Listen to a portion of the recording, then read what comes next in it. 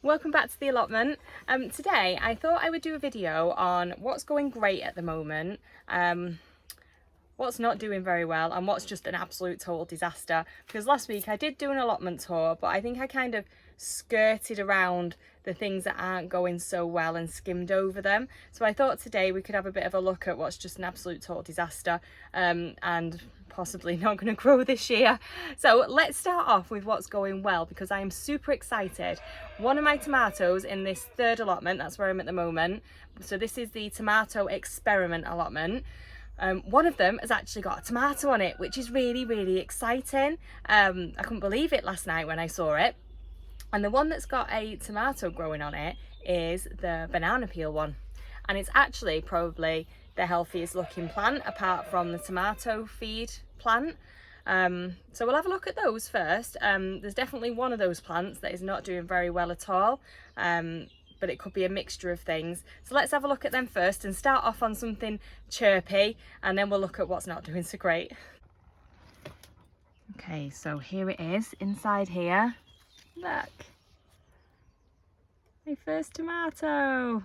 So exciting, and it looks quite healthy. So this is the plant. So it's looking really healthy, and this has just been fed with banana peel water, and that's it, nothing else. So let's have a look at the others, and you can see the contrast from this plant. So this is the view from the other side. So this is the banana peel plant. It's looking really super healthy, just needs tying up to its cane a little bit. This is the one with the tomato. Then I've got this one at the back over here. So this is the one that's being fed with nettles, and nettles friends and whatever else we put in that bucket when we made it. So this one's, interestingly, is growing really tall, but it hasn't flowered yet like the others have. But I think the nettle water is really high in nitrogen, so that probably explains it. So it's got really high nitrogen going into it, which is encouraging the growth, the upward growth and the greenery, but it's not encouraging the flowering. So it is just starting to flower now. At the top it's got a truss setting on it, but nothing, it's got nothing lower down on it like the others have. So that's interesting. And then this one, this is the one that's struggling really. It's not looking very healthy at all. It is flowering. It's flowering at the top here. Needs tying up. But I don't know if you can see, the leaves are looking very yellow, like they're yellowing. And it's a lot more of a stragglier plant than the others. So it's not got all the green bushy growth on it that the others have got, the really healthy growth. This one is the one that's been fed with pea and nothing else.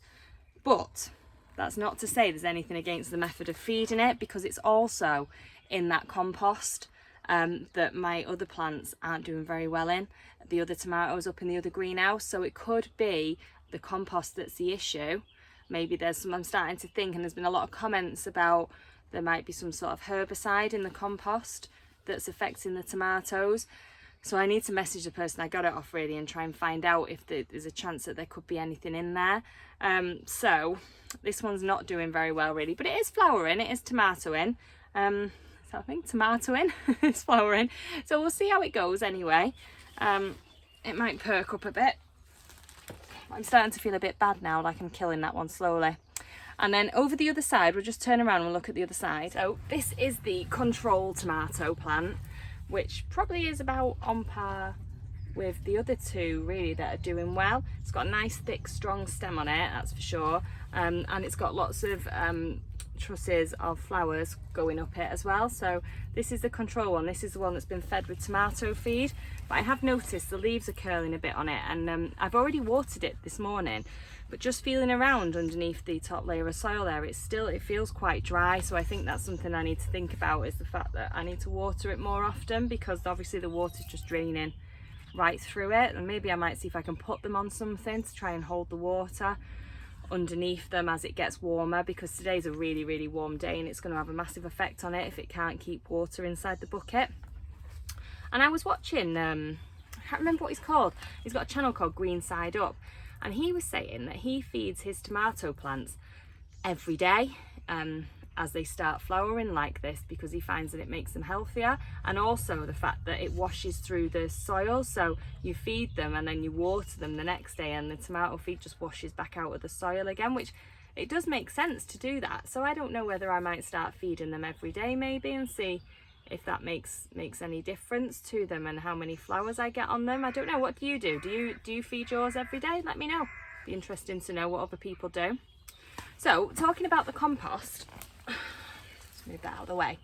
Over here are my cucumbers, and they're looking really, really, really healthy. I've got a row here and a row at the back there, but they are all in that compost because I basically made these no dig beds when I got this polytunnel. So they're all in that compost that's killing my tomato plants, I think. So I've had a bit of a panic, because even though they're looking really healthy right now, and they probably will be because they're being fed with all sorts of different feeds, because I use the leftover, whatever I'm feeding the tomatoes with, once they've had enough, I put it onto these beds. But I've sown some more just in case, because I've just got this horrible feeling I'm going to come in one day and there's going to be something happening in here. It's all just going to have died. So I've sown some more cucumbers just to be on the safe side. It is a bit late in the season really, but if all else fails I might get something in September. So that's in this polytunnel. And also over this side, I'll just move you around this way. There you go. The sweet potatoes are still alive, but this grass seed in this hay is getting out of control. Every single day I come in here and I pull it out and it just comes back again really fast, like ridiculously fast. So it'll be back. So I'll do this now, and then it'll be back by tonight when I'll come in to water them. It'll all be back again. So I feel like this wasn't such a great idea, but I'm still, probably because of how much I'm watering it, I'm still watering it every single day with a big bucket of water to try and soften the straw up a little bit. So, but they're growing anyway, they're not dead, they're growing. You never know, I might get one sweet potato in there. So that's in here. So this is, it's okay, it's a positive, you know, it's positive. I've got a tomato, which is really, really exciting, and it is a lot bigger than it was last night as well. It's really grown really fast. So that's exciting. So let's go and have a look at what's not going so well. This is the squash bed.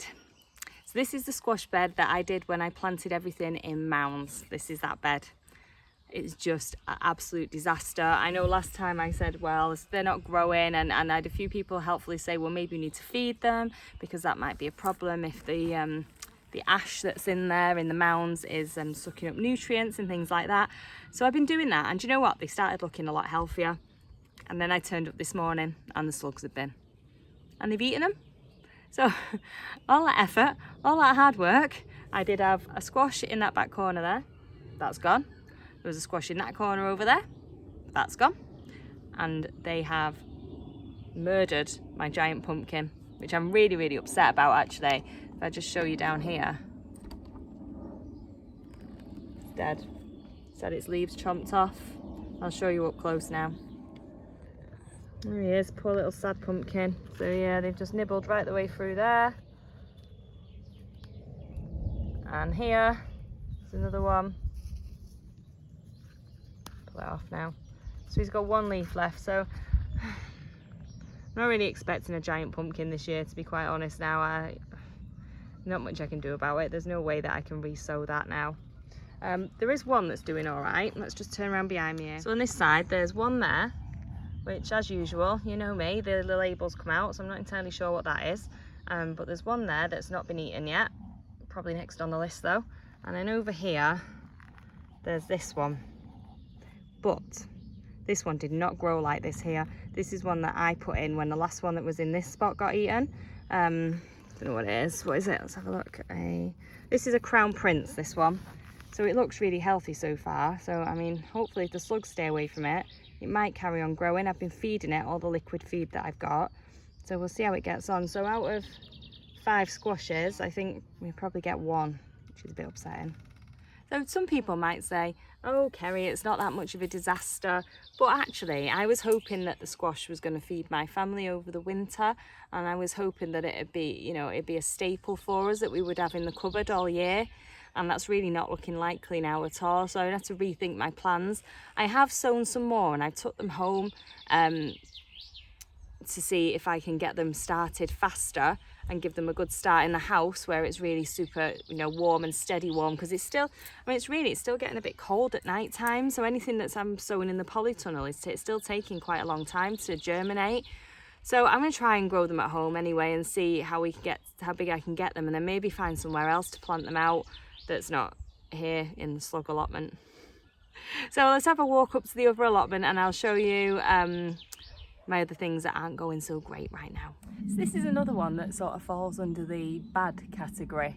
My broad beans. These broad beans were sown in, these are December sowing I think, or January I sowed them, and they were beans from the year before that I just still had hanging around.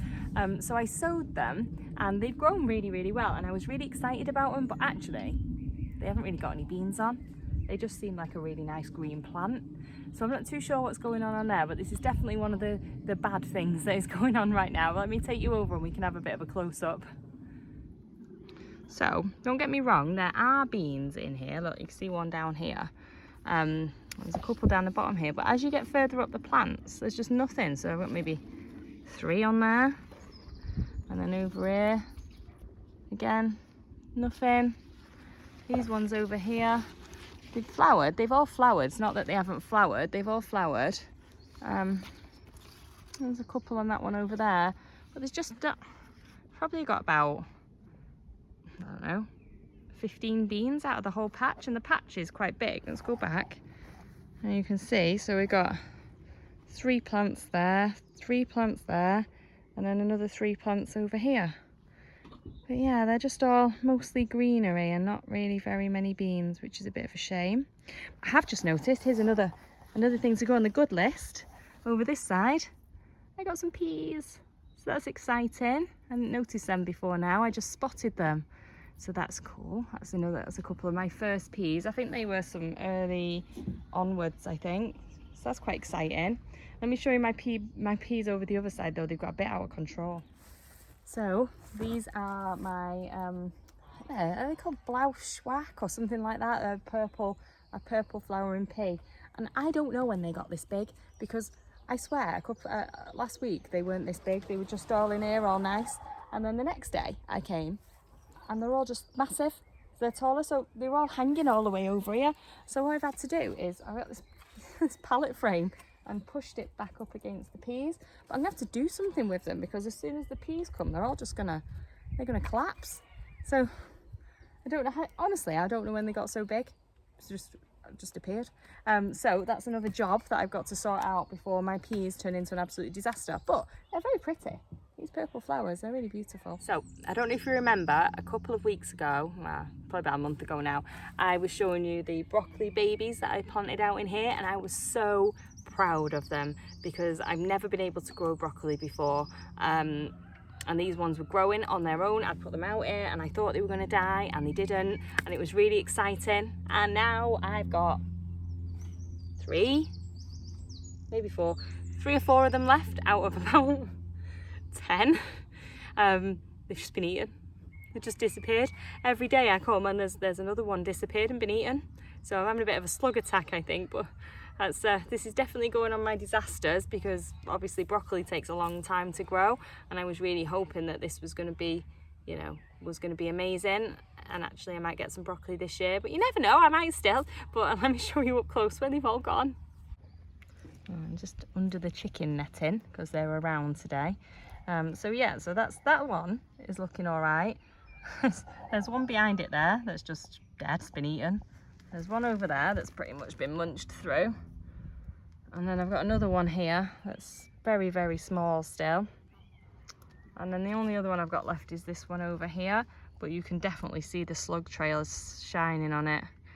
And then just behind it, I've got my kohlrabi, which I thought was going to do really, really well as well, but that's not really, it's not really doing much. Doesn't get any bigger really.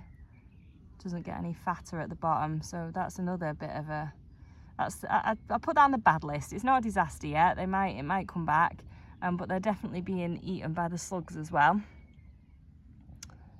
The beetroot at the back's looking all right. That's still okay. But yeah, definitely say bad, and I'd probably definitely put this on my disaster list over this side for sure. So this is my other bed that I would definitely put on the bad list. I've got more of the exotic beans in here, so more of the like, Barotti beans and things like that, and this is my first year growing them, and they're really not doing very well. They're really looking quite weak, they're starting to go yellow, and they're not growing really. They're all just staying about the same size, but we have had some pretty terrible weather. Today's the first day I think the sunshine's been out for weeks now up here, so maybe that's got something to do with it, and if it warms up a bit they might grow, because even at night times it's still been quite cold. So I guess we'll see how they go, but these are definitely, they're not on the good list so far for sure. I've just come up to my top allotment to look at the beans up here, and I thought, these ones have got much better beans growing on them. But then I thought, well, look at this one, it's drooping over, it doesn't look very healthy. I just really freaked out. I touched it and look at this. And if you can see, there are about 1,000 ants in there. They all seem to have made their home, if you can see, in the top of this broad bean here. I did not know ants did that. But it's really not having a good effect on the plant, so I'm not too sure what to do about that really. They're really bitey, these ants as well. They're little red ants and they're always in these beds and they bite you. Yeah, they're right the way over. Look, I thought, oh, this one's gone over as well, but look at that. There's ants in there as well. Oh no. So this is this one. This was going to be on my good list, but I think this bed's turned into a disaster list now. I'm going to go and check the others. Let's have a look.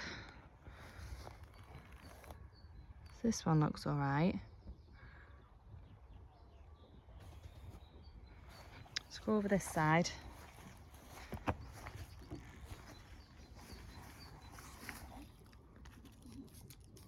Well, these ones don't seem to have the same problem.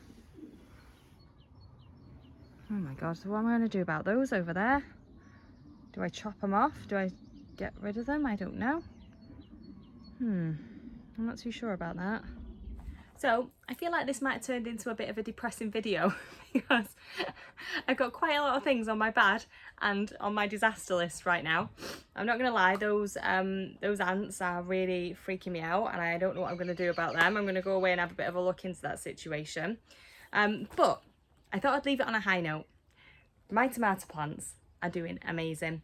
What I do need to figure out is a way to stop them all falling over, because there's a few of them now actually getting tomatoes on them still.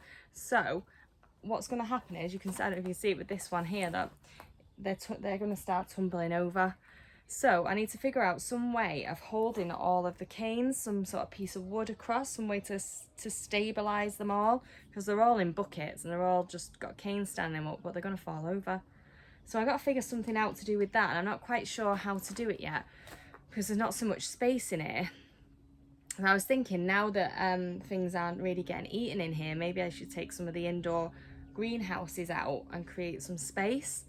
So I was talking to the people who I share the polytunnel with the other day, and they were saying maybe we should look at getting rid of the pallets in here as well, because obviously the rats can hide under the pallets, and as it gets back to autumn, the rats are probably going to come back again when they're running out of food elsewhere. So maybe I might need to do something like that.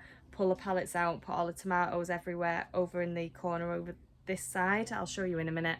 So maybe that's an idea, but it's exciting because there's tomatoes and there's chilies coming out as well. So, you know, there are some bad things. There are some things that I might call a disaster, but in the end of the day, it's not. And I can always re-sow and replant, and you know what? I'll know to do it differently next year. So it's not so bad. So I hope I haven't depressed you too much with my non-chirpy allotment tour, but let's have a quick look at these tomatoes and leave it on a high note. So here we go. So this is the plant that I keep moaning about with his curled leaves, that I keep saying he's not looking very good, very unhealthy, but do you know what? It seems to be soldiering through. I've been feeding it a lot, and it's okay, and there's a tomato on it somewhere, I'm not quite sure where, but down here we've got one down here with a tomato on. Here it is. Tomato. That's exciting. And here it is. Here's the one on here. If we can see it. It's just here. There it is. Another tomato. So that's exciting. So even though Dave the plant, I've called it Dave, doesn't look like his leaves are loving life, he's still managing to produce tomatoes. So that's really exciting. So that's it for today. Hope I haven't depressed you too much. If you want to subscribe, please do, and then you can follow the process of the rest of the season. Until next time, I will see you soon. Bye bye.